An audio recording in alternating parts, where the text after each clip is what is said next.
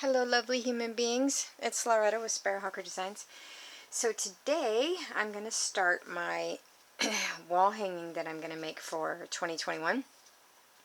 I do believe I had a video earlier in the year on what I was going to do, and basically I'm going to make, I've got 20 of these 4.5 by 4.5 inch blocks, and I'm going to do, I'm going to embroider 2 circles on each one, and then I'll sew all the blocks together. This is for my living room. My living room is done in kind of brown, blue, teal, gold, that kind of thing. So, so that's sort of the colors that I've got picked out.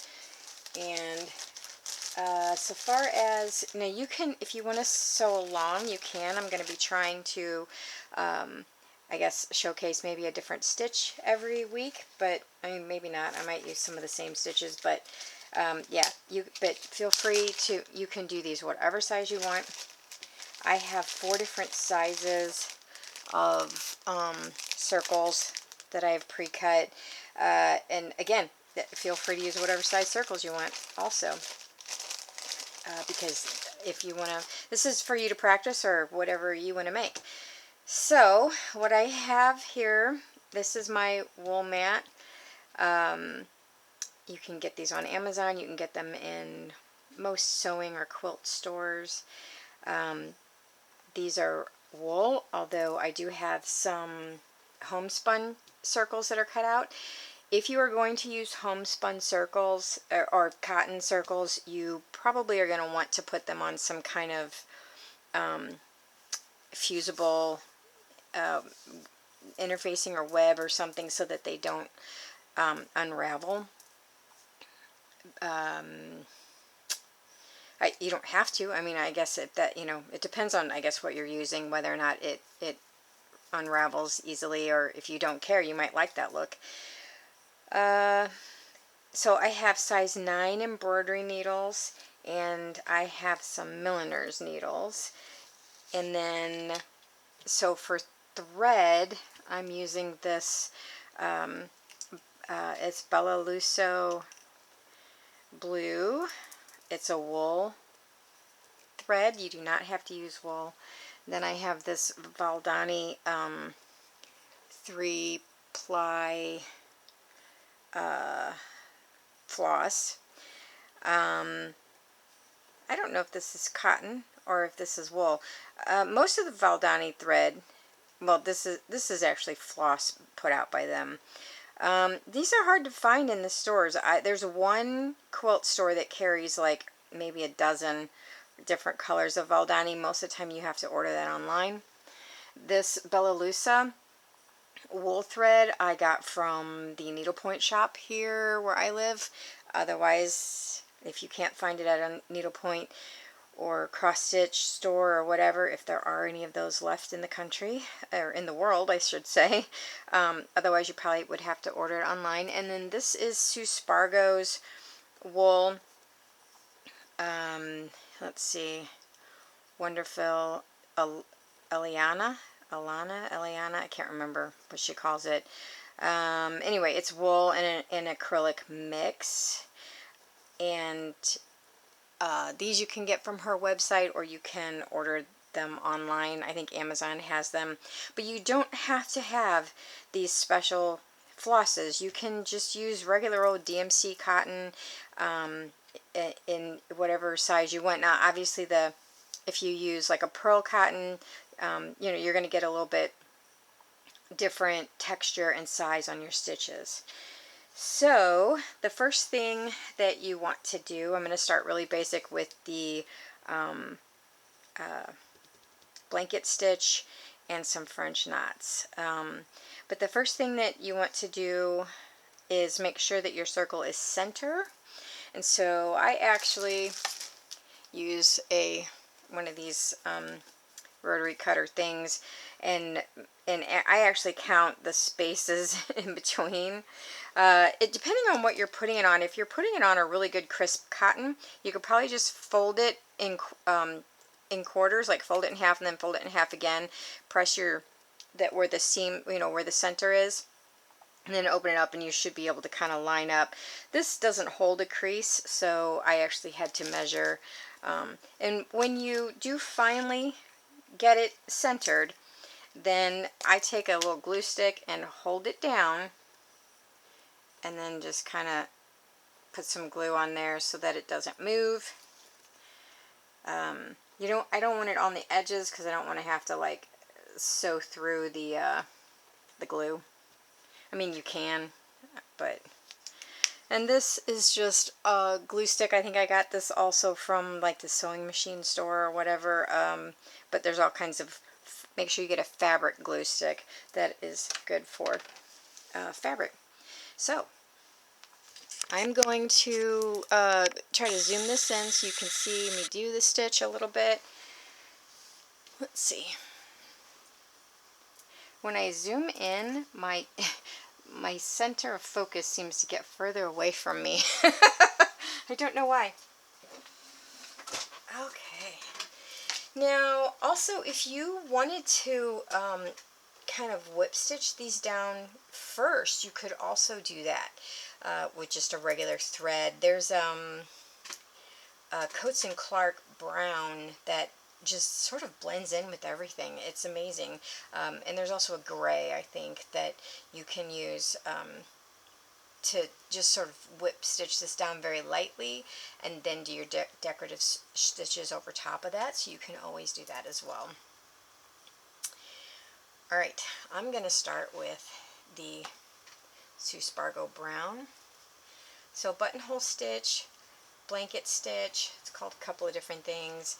Very, very easy, and I use it on everything. You just come up there. In fact, I actually have another video on how to do this stitch. And then you just take a little bite of your fabric, and that's it. That is all there is to it. So, and then you just go around. Now you can also you can do a variation. I do a variation of this stitch a lot in my crazy quilts, and that is where like especially if it's on a straight edge instead of on a circle, you take your regular stitch, and then the next stitch you do a little bit taller, and then the third stitch a little bit taller, and then you go back down, and so you'll get kind of this little wave thing going, and it's the same stitch, which is kind of neat when you can do that. Just one stitch that you already know how to do, and you can get all these different effects just from changing the size of your stitch. Now, again, you've probably heard me talk that I'm not in this for perfection.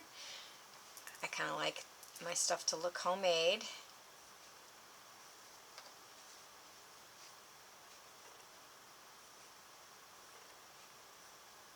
I hope everybody is having a lovely day and that you don't have the winter blues. If you're in Australia, I'm sure you don't have winter blues. You have gorgeous summer weather right now. I don't think I have any other subscribers from the southern hemisphere. I think Australia's, maybe New Zealand, but I don't think I have anybody like in South America or Africa or I guess Southeast Asia. Well, no, I don't know if that's south of the equator or not. I guess parts of it is, like, but anyway, I think most of my viewers are in the northern hemisphere.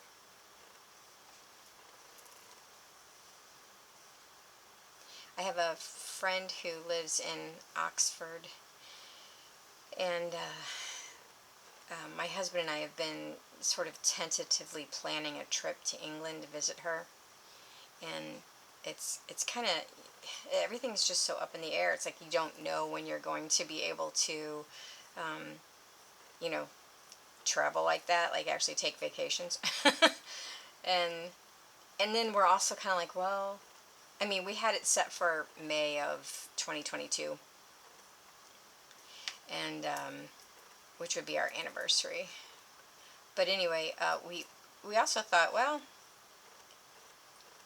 do we really want to be like one of the first travelers? Because it's going to be so crowded, because everybody's going to be like, yay, we're free. And, you know, everybody's going to be traveling.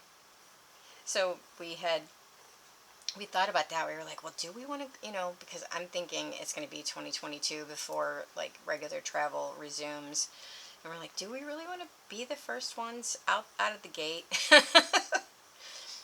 But at the same time, we don't want to put it off too long, because my friend is getting on in years, and so she would kill me if she heard me say that, though. So don't tell her. But anyway, yeah, so we had planned we were going to spend like 2 weeks with her, and then 2 weeks in mainland Europe. We were going to go to France and then Italy, and but you know, we also don't know like financially how things are going to go because of the pandemic either. You know, like how much longer just weird stuff is going to be going on. So originally my husband has like all of this vacation time, and he never takes it. Like ever. And so it just piles up. And so I'm like, well, we could take a whole month. I know we could. It's just, and we'll be staying with my friend for at least 2 of the weeks. So it would kind of be just like so far as expenses are concerned, it would really just be the week in France and the week in Italy. But I have always wanted to go to Florence, and because of the art, you know, the Renaissance art. And I just want to see some of the artists that, you know, I want to go to the museum and that kind of thing. Great. I just unthreaded my needle. Isn't that fabulous? Anyway, so, okay, so then I'm going to leave that then instead of taking the time to rethread that, and I will just start with this one and show you what I'm going to do with this one. Anyway, so I've always wanted to see that artwork and stuff up close and in person. And then I also wanted to, my grandmother's family is from France, so I've always wanted to, you know, go to France. Oh, here comes one of the dogs. So I've always wanted to go to France and see, oh my gosh, you're so excited. Hello, yes. To see where her family came from, and then while I was there, I've got to go to the Paris flea market. I just have to. It's just like the thing I have got to do. And I don't know, I'll probably end up mailing, you know, half the packages back home. So anyway, I'm just going to do the same thing with this. I'm going to do a buttonhole stitch, or a blanket stitch, whatever you want to call it. I'm going to do this all the way around, and then I'm going to put French knots in the middle. And I'm just going, and on these you can put anything you want in the middle. If you wanted to put a piece of tatting or lace or a button or some sequins, you can make a sequins flower, I say, even though I don't really know how to make a sequins flower, but I could learn. But yeah, you can do that kind of thing in the middle there. It doesn't have to, or you can just do stitching, whatever you want to do in there.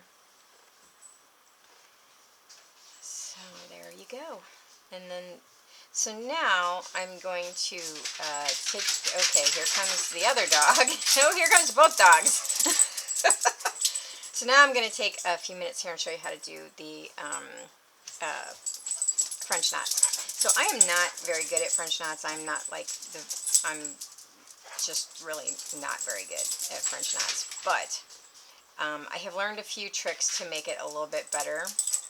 So I'm just going to come up here in the center. I hope everybody can see this. And then here's what I do to make my French knots. This is what this mat is for. I kind of put my fabric back down, And you take your needle, and I'm using a milliner's needle for the French knots, because any kind of tubular or wrap stitch, you want a stitch that, or a needle that is completely straight, whereas your tapestry needles and your embroidery needles are thicker here and taper off. So with the milliner's needle, you kind of want, I mean, you don't have to. I've certainly done French knots without a milliner's needle before, but if you're having trouble, you know. So like French knots, bullion knots, the roses, that kind of thing, I tend to use the milliner's needle. I don't want to make it sound like you have to go out and buy all this special stuff, because you don't. Anyway, you, 1, 2, you can do 1 wrap, 2 wraps, 3 wraps, 6 wraps. I usually do 3. And then you go back in next to where your thread came up, but not that same hole. And then I stick it in this mat, and then I pull tight on it. And this is the trick, is to hold on tight to this piece until you're through. So then I just lift this up, and I grab the needle from under here. Of course, I have all these other threads in here now, which is not making anything easier, but anyway. And I grab the needle from the other side, and then I pull, and I hold on to this. And I hold on, and it gets wrapped around my ring, and I hold, and I pull, and I pull, and I pull, and I pull, and then I let it go, and that's how you get your French knot. It's really, so. The dogs just came back from a walk, and they're so excited to see me. It's like they've never seen me before. It's like, wow, I was here just 45 minutes ago, and you're a whole new person. Now, of course, the thread that you use to make your French knots is going to, it's going to change the look of your knots. And, oops, look at that. I picked up another thread. There we go. There you go. That's like literally all there is to it. Although that one didn't really work out the best, but the other one did.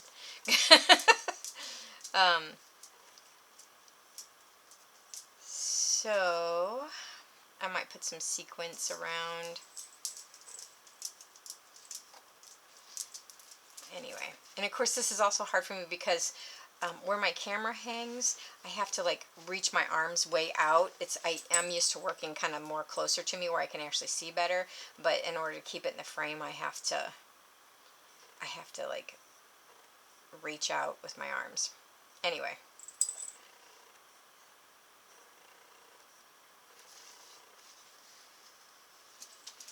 And I use this mat for any stitch like this that you have to, yeah. So there you go. That's how you get your French knots. So I think I'm going to do French knots here in the center, and then I'm going to maybe put some sequins in between the French knots and the stitch. And yeah, so that's the beginning of my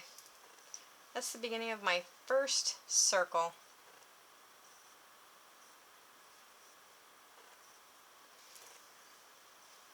Oh, now the dogs are quiet. I wonder what's going on. This morning I was just cracking up laughing at them. They're so entertaining. They just sat there, and like it's like they wanted to like tumble and play and fight, but they were too lazy to. So they just like both laid in the bed and just kind of like clashed their teeth. Their teeth? Is that their teeth? Oh my gosh. Yeah. Anyway, it was really funny.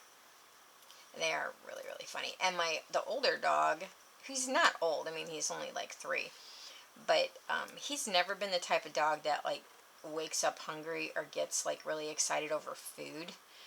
But the younger dog is like, oh my God, when he gets fed, it's just like fireworks. It's 4th of July and Christmas all rolled up into one. He's so excited. And, well, so the grocery store was out of Mulligan's food, the older dog. So we got a different kind of food, and he doesn't want to eat it. he's like super picky. Of course, Hugo will just eat it. He'll just devour it. It's food. So anyway, he doesn't want to eat it, but he doesn't want Hugo to have it either. So he'll go in there and he'll sit by the bowl and protect it from Hugo, but he won't he won't eat it. He'll sit there for hours, and you have to basically go in and like beg him to eat it. Like you just stand there and give him a kibble and say please eat, and then he'll eat it. And and then he goes over and sniffs the other dog's bowl. Like, is there anything else left? And you're just like, at first I thought he was sick, but anyway. Adventures in owning big dogs.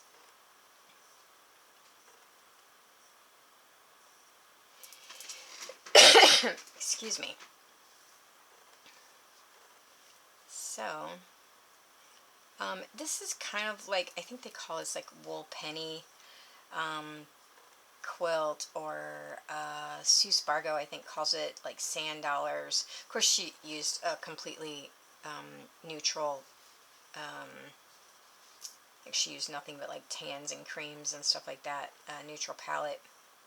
But anyway, I can't tell what you're seeing and what you're not seeing, so I really hope I'm not just sitting here talking to myself for no reason. That would be horrible.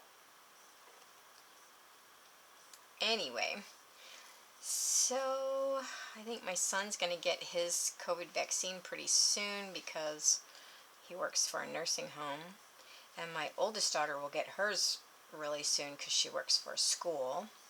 She's administration for a school district, so that'll be really nice. And then we get around, and then you just put it in and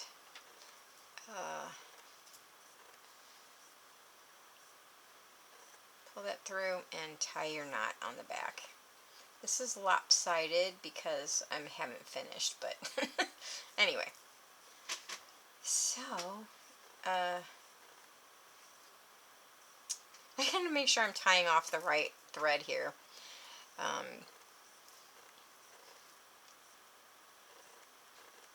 So that's that. We had, we didn't do like a big full garden this past summer. We just did like tomatoes and lettuce. And so I'm curious as to, we didn't have Hugo back then. We just got him this year, and he got into the tomato bed, which we had chicken wire around it, and then couldn't figure out how to get out. It was quite funny. Anyway, okay guys, I think that gives you the idea of how to do those stitches, and I will be on next week with a different circle with different stitches, and yeah, it's lopsided, but that's okay. Anyway, I will talk to you guys later. Have a great one. Bye-bye.